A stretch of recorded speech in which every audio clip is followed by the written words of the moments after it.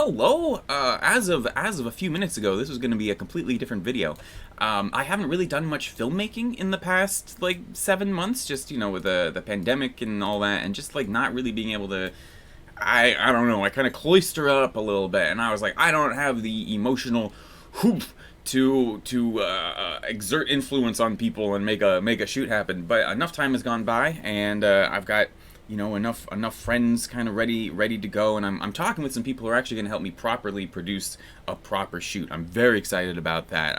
So I've got like 4 shoots coming up in the next a couple of them in the next few weeks, and over the next few months we're going to be getting into a lot of motion tracking and digital extensions and color matching and all that.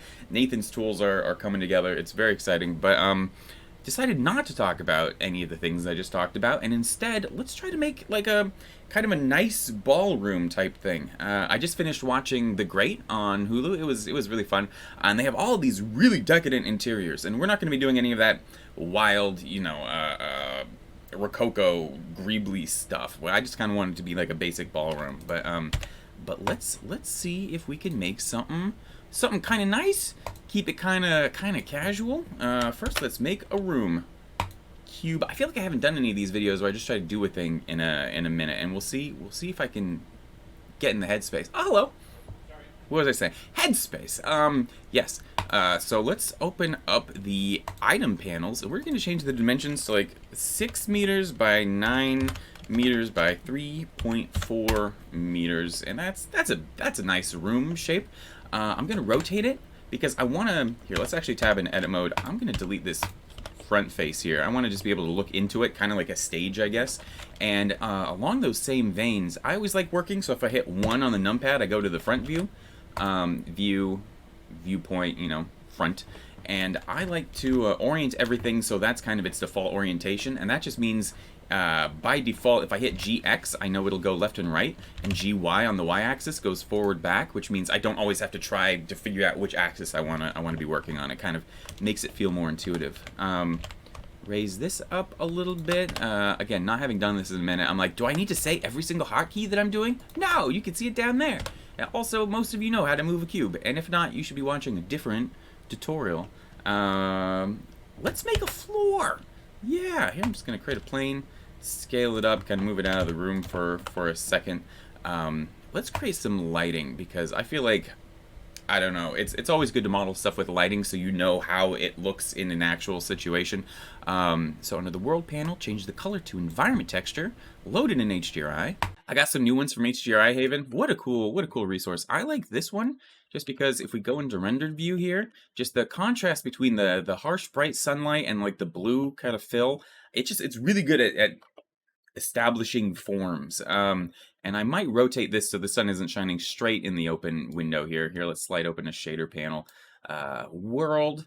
I have the node wrangler turned on, as should probably you, so I can just select this and hit Control T, and it gives us the mapping nodes, so I can just rotate this, and I'll have it so it's shining in there a little bit. I do actually like that bounce, even if it doesn't make any sense. But okay, there we go. It's going to material preview because I think that'll make my GPU humming slightly quieter. And let's give this a nice wood material. So material properties, new, nice wood material. Change the base color to an image texture and load in wood.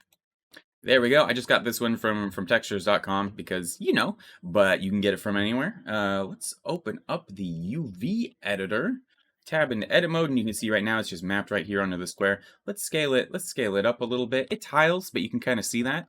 I'm just gonna start doing some nonsense here. Here, let's subdivide it a couple times. So now it's all of these individual squares. And with all of these going, I can inset from the outside, but if I hit I again, it'll inset each individual square, which is good. Let's make it look like this outer frame is, I wanna line those up with the board. So I'm gonna hit invert here. This axis is already lined up with the boards. I might scale it down a little bit to make them match a little bit better. Yeah, there we go.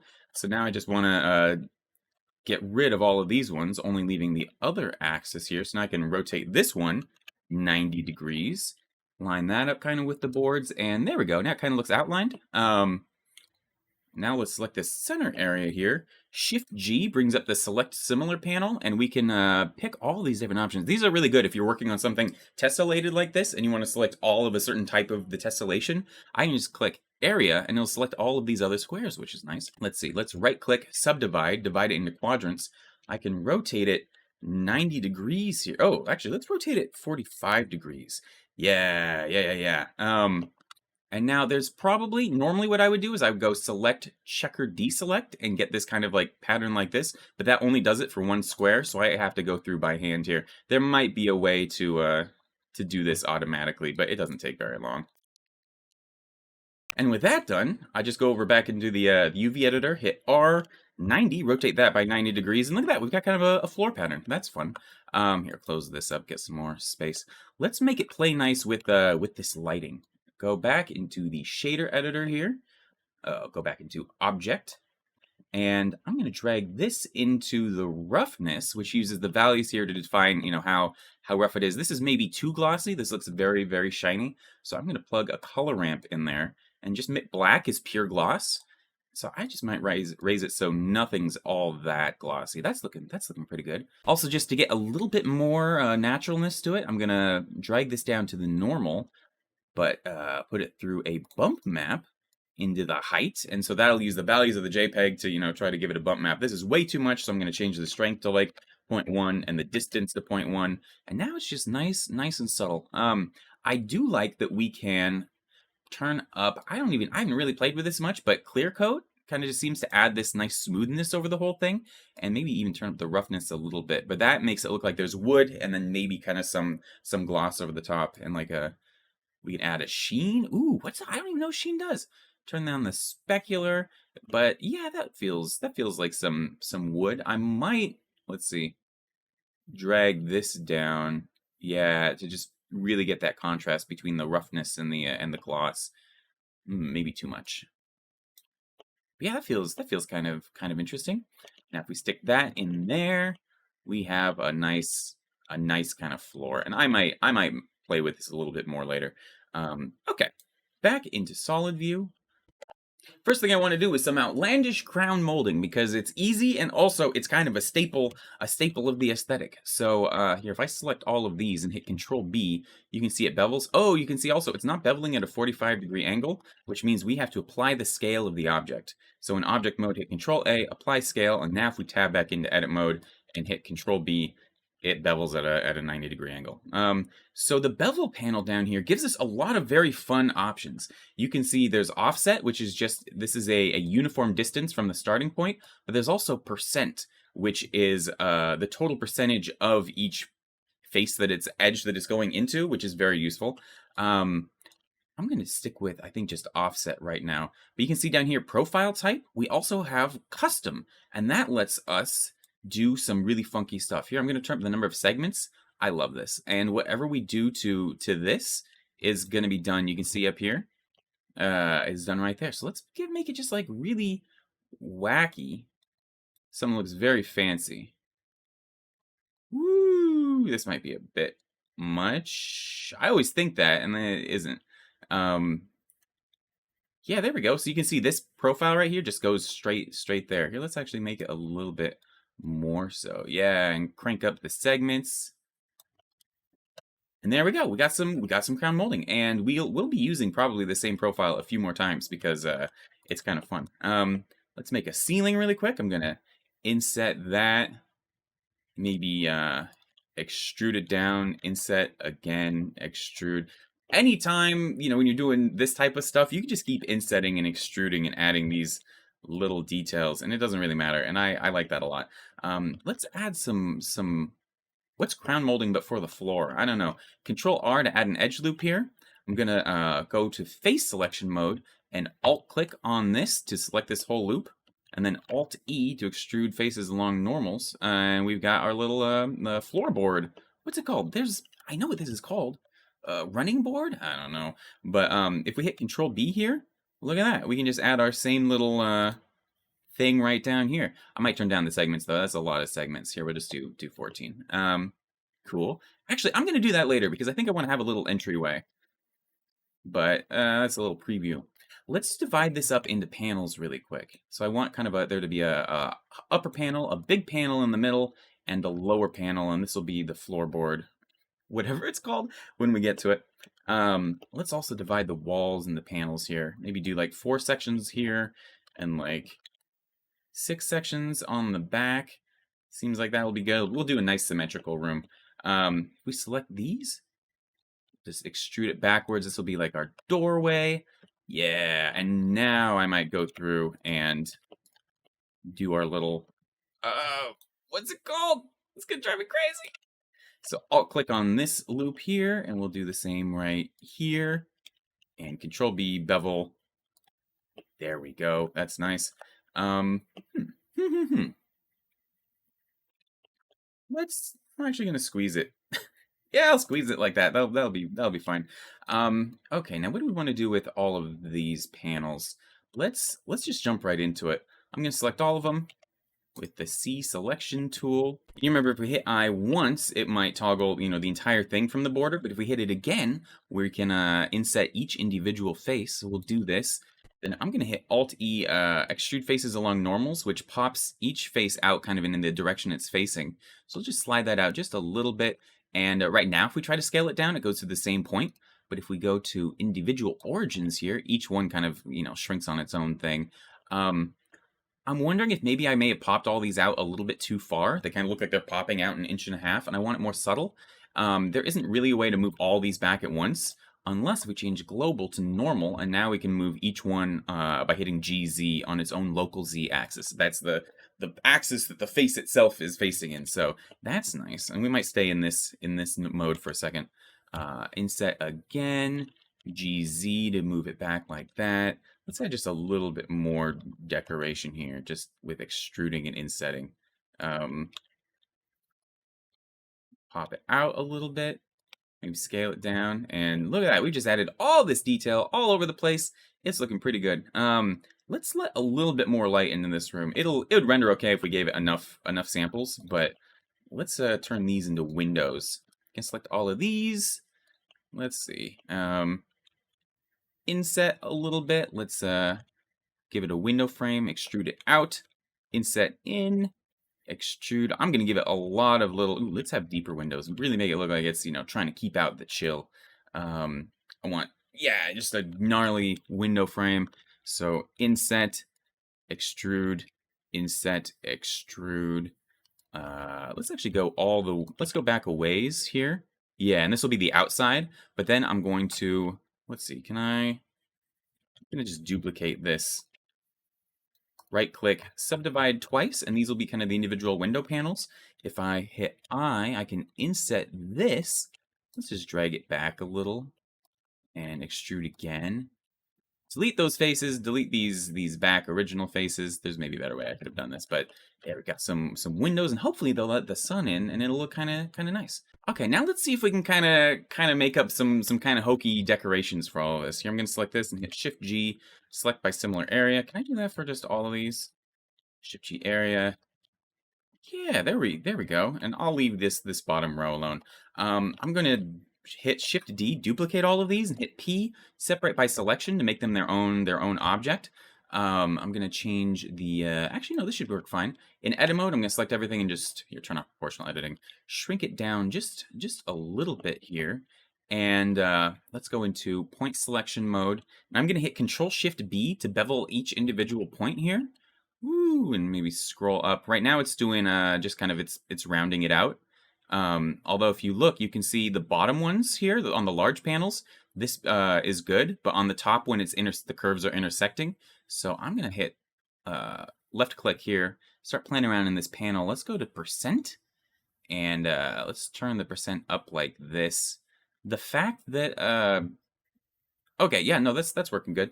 Let's go back to custom, and maybe we can play with this a little bit, or is that might actually be okay. Can we make it even wackier? Yeah, I guess we can. I don't know if that looks particularly good. It might be a little bit too much, but here, let's turn up the percent even more. But that might be fine. Here, we'll turn up the segments. Oh yeah, that looks okay. Okay, apply that. Let's I'm gonna select all of these and hit X. Delete only faces, which should leave, yeah, all the points and the edges, which is good because what we're gonna do is give it a skin modifier, which I think will only work on, yes, this one right here so far. And you can see it's just our nasty wad of vertices here. It's skinning along, the mesh, but it's so fat right now that it's intersecting. So if we hit Control A, we can scale it down to something we like. That's looking a little bit better. And maybe we'll do shade smooth here. But right now it needs a what is it, a root, and each of these needs a root. So I'm just going to shift click on a random point for each of these. It doesn't really matter what the root is, it just needs to have one. I don't understand enough about the skin modifier to particularly understand why that's important, but let's see. Mark root. Did I get, oh no, I missed that one. Mark root. There we go. Let's see, how's that look? Hey, all right, that's pretty nice. I like that. Okay, now I want to see if I can actually bevel the corners of all of these large panels a little bit, but it would take a while to go through and grab all of these, and so I'm going to see if I can automate it a little bit. And also, if I try to bevel this, ooh, that looks kind of cool. But you can see it's getting this other funky geometry a little bit, and I don't want to select that. So let's just go to the front view here, and I'll click and drag like this and grab all of that interior geometry without the outside. Although I think right now, yeah, it's only grabbing these back faces. Let's turn on X-ray mode, so we'll select everything in that cross section. Do that same thing again. Pow. Yeah, that's looking good. Deselect these bits here. And actually, let's hit Control I and H to hide everything else so that we're only going to be working on these individual bits so we're not accidentally grabbing anything else. I'm going to hit Shift. I'm going to select one of these little bits and hit Shift G length, select similar by length, and now I can change the threshold so it'll only be selecting all these corners and not the really long pieces in the middle. And now, hopefully, I can hit Control B and it'll give me this little funky thing, and we tab back out. Yes, we haven't made everything nonsense. That's nice. Okay. Looking at that, maybe that's a little bit much here. I might undo that and just do it one more time. Keep it a little bit more subtle so we get that decoration, but without really changing the feeling of all of these individual panels. That's nice. And actually, it's a little hackish, and I'll probably regret it. But here, I think right now we're just using the default material. Let's actually call it like wall, and in the shader editor here, let's plug a ambient occlusion node into the base color, and now we actually get all of our texture going. We actually see what we're doing. It's cheating. It kind of implies like a grime around all of the details, but it does actually show off the look of the room a little bit more. We'll see how I feel about that later. Let's work on the ceiling a little bit. Edit mode. Dun, dun, dun. I think I extruded it down a little bit too much. So we can select that and hit Control plus on the numpad, which will let me, ooh, that's kind of interesting. Here, we'll turn down proportional editing here. It's just, you guys know about proportional editing. It lets you, if you turn it on, you can grab one thing, and if you scroll up or down, it changes the amount of influence, which is really cool for stuff like this, because you can be like, whoa, we're making weird neoclassical stuff. But yeah, I think this will work a little bit better. I don't really have a good idea for in here, so let's just do some random, extrude, inset, extrude, and then, yeah, we'll bevel it, and yeah, I'm not proud of that, but it's fine. Select one of these, Shift G, select by area. That looks pretty good. And let's kind of do what we did with the floor, maybe, or just, I don't know, it's just all panels. I like stuff like this because I love insetting and extruding and just being able to kind of turn your brain off a little bit. And like, you can't do too much beveling or extruding when it comes to neoclassical stuff. Look at that. Okay, maybe that's a bit much. Yeah, maybe that's a little bit too much. I'll keep it a little bit more subtle. I do want to inset, raise it just a, turn off proportional editing, raise it just a tad, and maybe bevel it with our standard super ellipse here. And yeah, now it's kind of a whatever thing. We could do a funky Jules Verne type scenario. Should we do a funky? We're doing a funky Jules Verne type scenario. Okay, expanding the selection here. X delete all of these vertices. Oh, see, that's what we needed. Let some light in for our mental health on these long Seattle winters. Okay, so let's extrude, scale, extrude up, extrude, scale. You know what we're doing. We're just making it look like there's architecture. Extrude up and and out and up. At some point, I will have done enough of this. This is where they keep the recessed lighting, which hasn't been invented yet, but they're forward thinkers. Okay. And here we go. Oh, geez, I don't know when to stop. Now, I'm going to duplicate this, extrude it up, and extrude it in like that. And this will be kind of our skylight situation here. Let's square it off a little bit. In fact, I'm going to select this face and hit Control B, bevel that. That's looking okay. Actually, is that going to be weird if they're kind of angled like that? I feel like they might be. Here, I'm going to select all of these here. All the ones except for the corner ones. And hit Control X. Yes, there we go. And now I can add these loops here. Move them over to the corner. And I guess I'll just... Right now, it's going to split the difference in angle between any of these. But if I double tap G, it'll go to line up with this one. Then I can hit GX and slide it back over to this corner, which is kind of a wacky process and maybe not good. But it's how I'm going to do it. And now Control R, add a couple more here. Do the exact same thing here. Create a loop, another loop slammed up against it. Alright, now let's try beveling this and see if we like it a little bit more. Yeah, that's interesting. Okay, so I'm going to do this in multiple passes. Maybe we'll try beveling this weird mushroom thing just a little bit. Control B.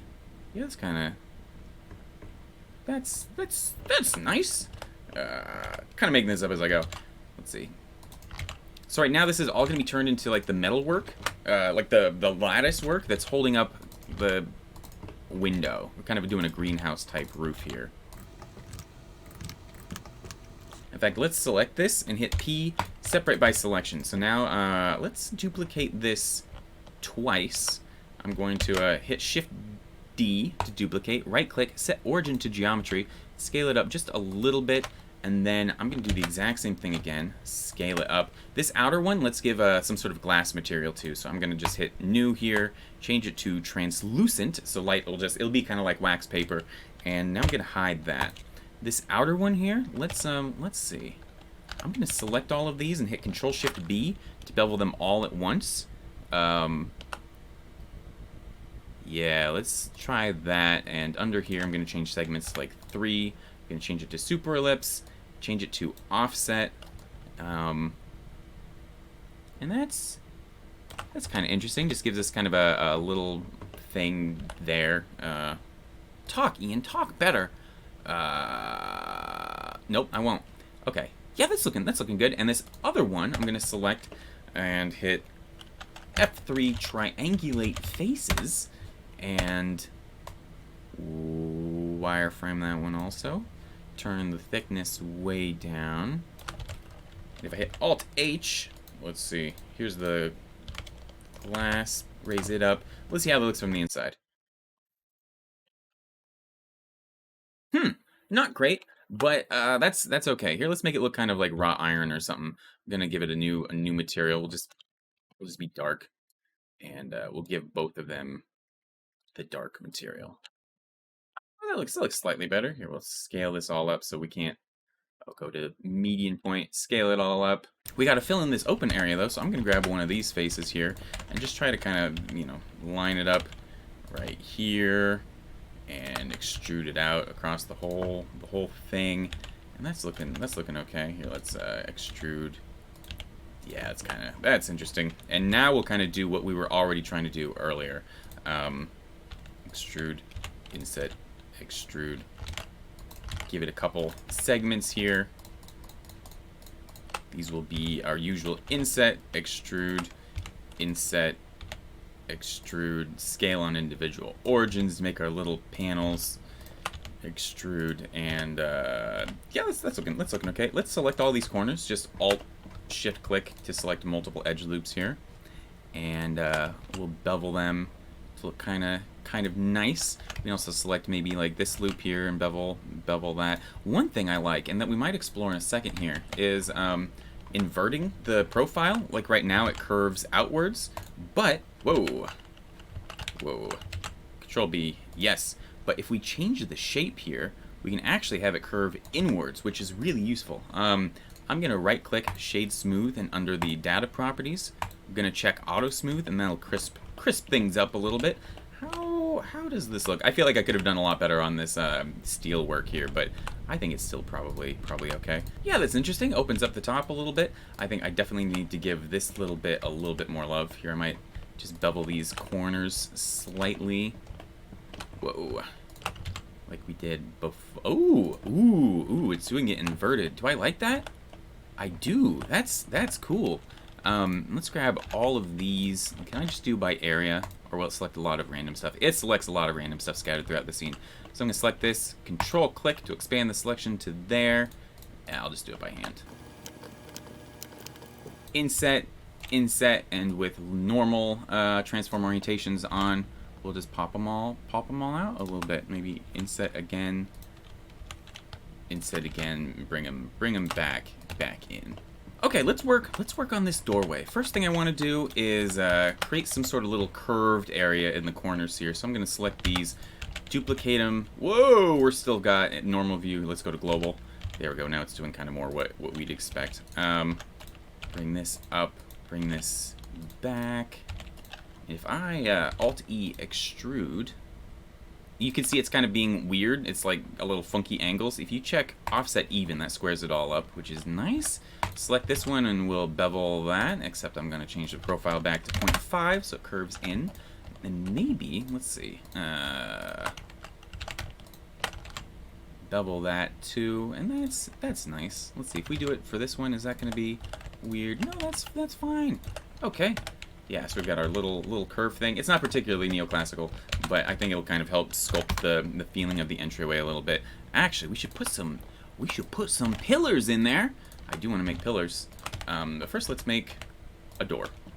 Just duplicate this thing, bring it down kind of the way that a door is. You guys know doors. Let's extrude it out. Control R to add an edge loop. These are both of our individual doors here. I'm going to hit Alt-E, extrude individual faces. Each one's its own face now, which means we can scale it down and get kind of that crack in the door right there. Control R, bevel. Control B to separate it right here, but I'm going to turn the segments down. I just want a place to have like a doorknob in there, but the rest of it I'm going to turn into, you know, more panels. I just love making panels. Inset, extrude, scale, inset, GZ. Oh no, go back to normal here. GZ. That's nice. Inset, maybe, yeah, double panel. Wow. I'm gonna grab this outer loop here. Shift D, bring that out a little bit. This will be our door jamb. Alt E, extrude faces along normals. Check offset even. That's pretty good. We'll pull it out. Oh, go back to global.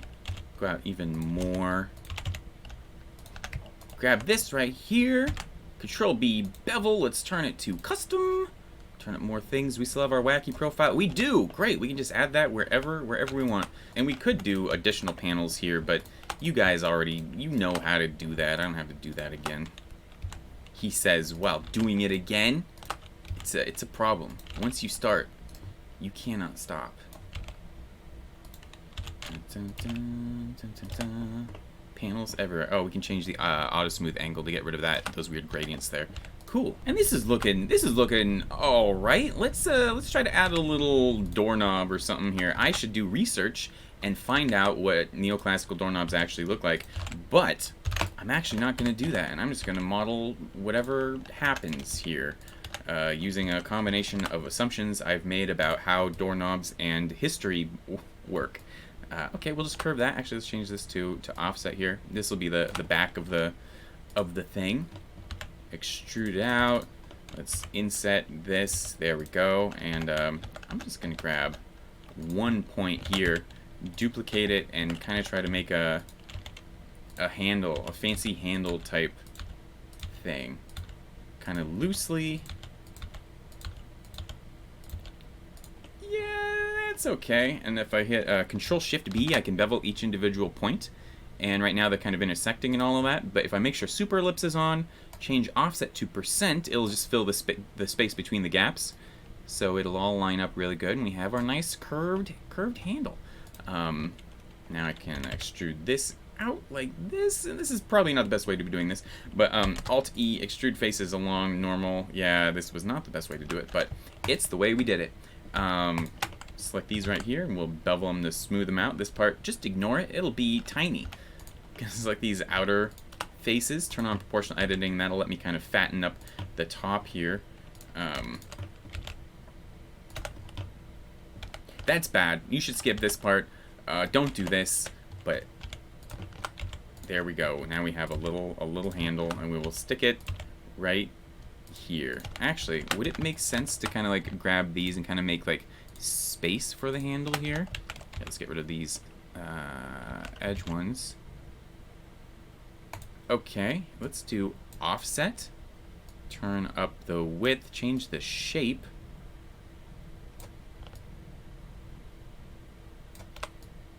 Well, it kind of messes up that panel there, but maybe that's okay. Maybe if we actually change this. Yeah, that's fine.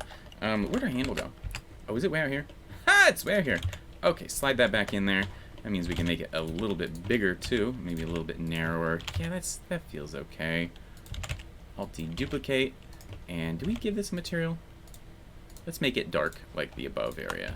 Yeah, that looks fine. What else do we want to do here? So we could go through and kind of add some secondary color, which is actually probably a pretty good idea. Oh wait, oh yeah, let's do some pillars using everything that we have just already done. Here, I'm gonna create a cube. I'm just gonna make a pillar and then figure out how to squish it into the scene later. Go back to overlay mode. Yeah, pull it down. We'll do the base of the pillar first. Yeah, if we let's see. Let's go back into our custom one here. Turn this up with, yeah, that's nice. Maybe make it a little bit taller here. Select these corners, and these are the ones I'm going to eat in using super ellipse. Yeah, although we don't need quite that many pieces here.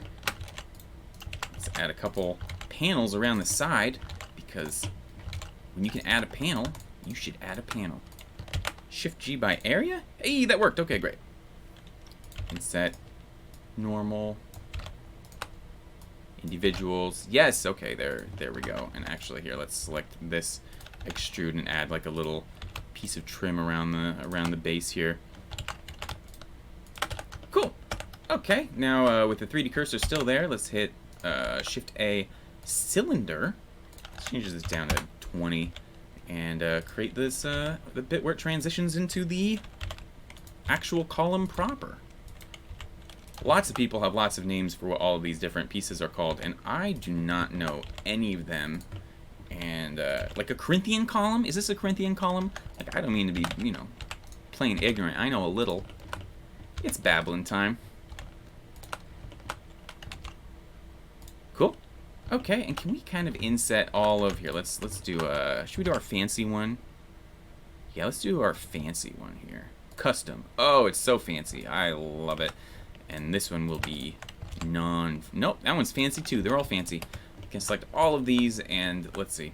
I'm gonna hit I to inset like this. Each individual thing. And we have individual normal on, so we should just be able to hit GZ and bring them all in. Then Control B to bevel them. And ooh, this adds a, oh, our fanciness is making it so fancy. Yeah, we got it. We got to keep it like that.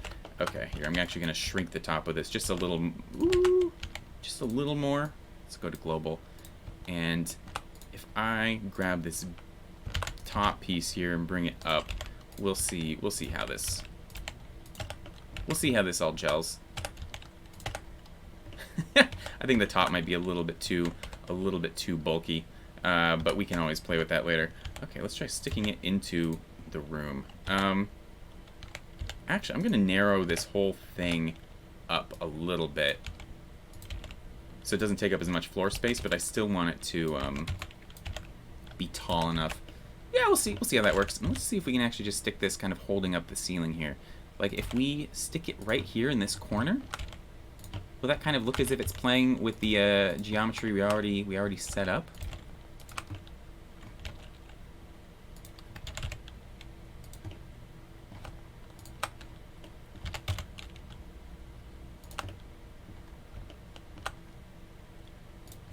Actually, here, let's duplicate this, bring the top down, and see if we can put it, get a little more ostentatious, slip some of it into this entryway here. Ooh, I like this even better than these little silly things.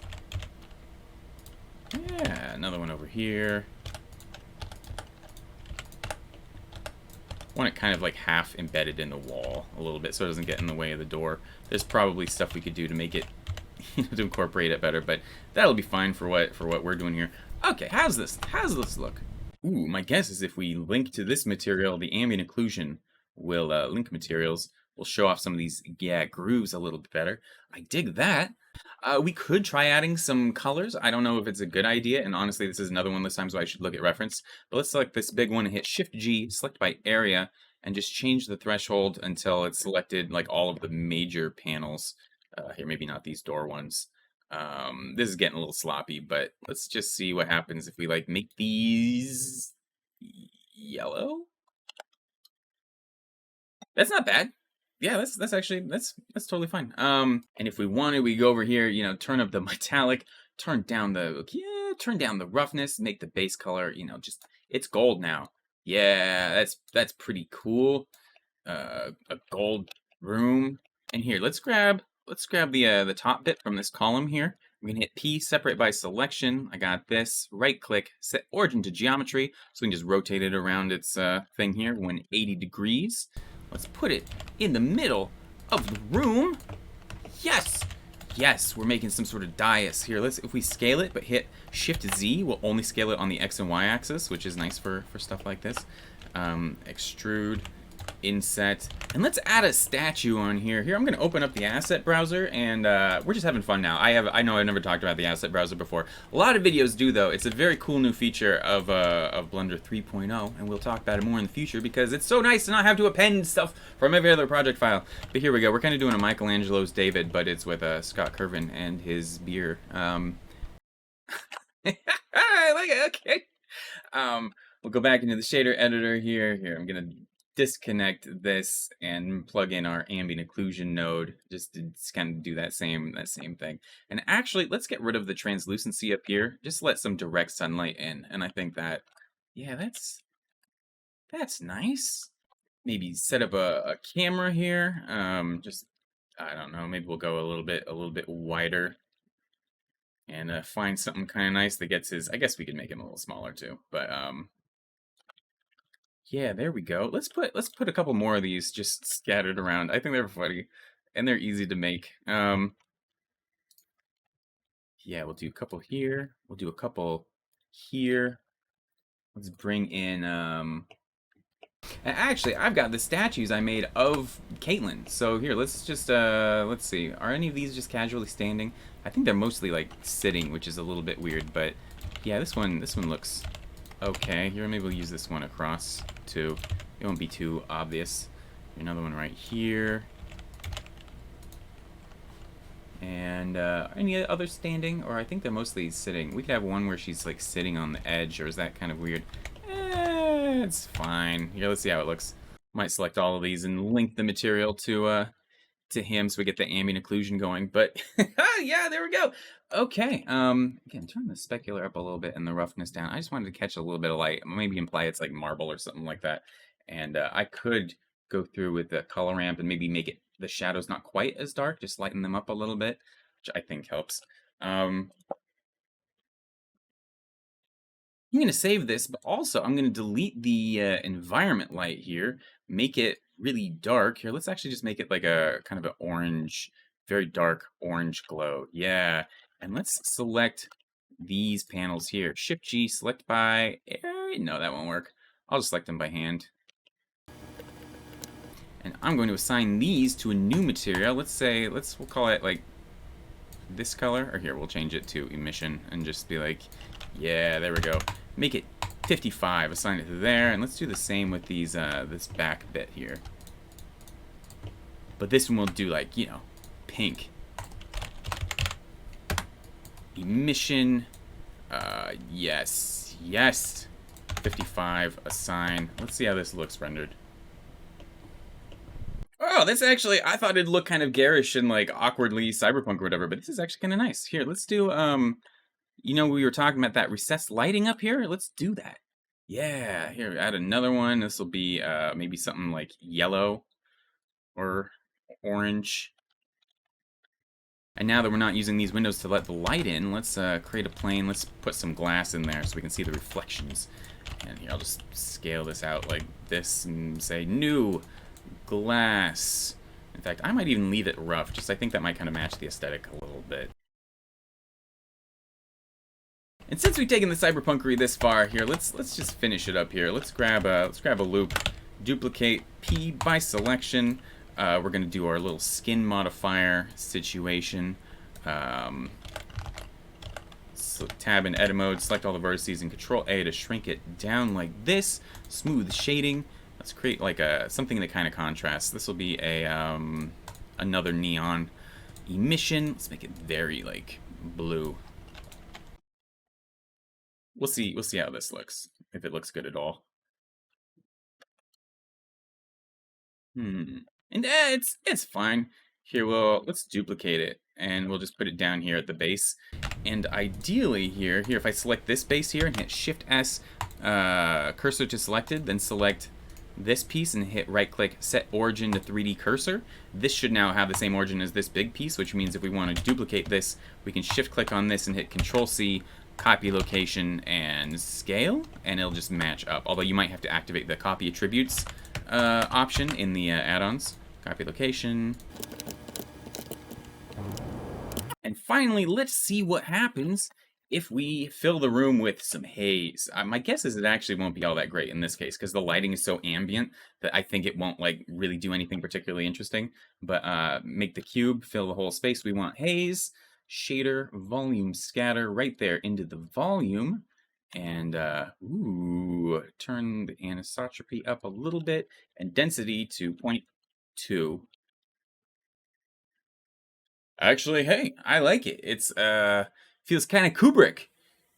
No, not really. All right, I like it. I was not expecting to particularly make this, but I'm enjoying it, and I hope you did too. I've got a lot of crazy stuff I'm excited to talk about in the near future here, especially with Nathan's new color tools and like kind of more advanced compositing and merging CG with live action footage in new ways that I'm very, very excited about. But yeah, until then, have a good one.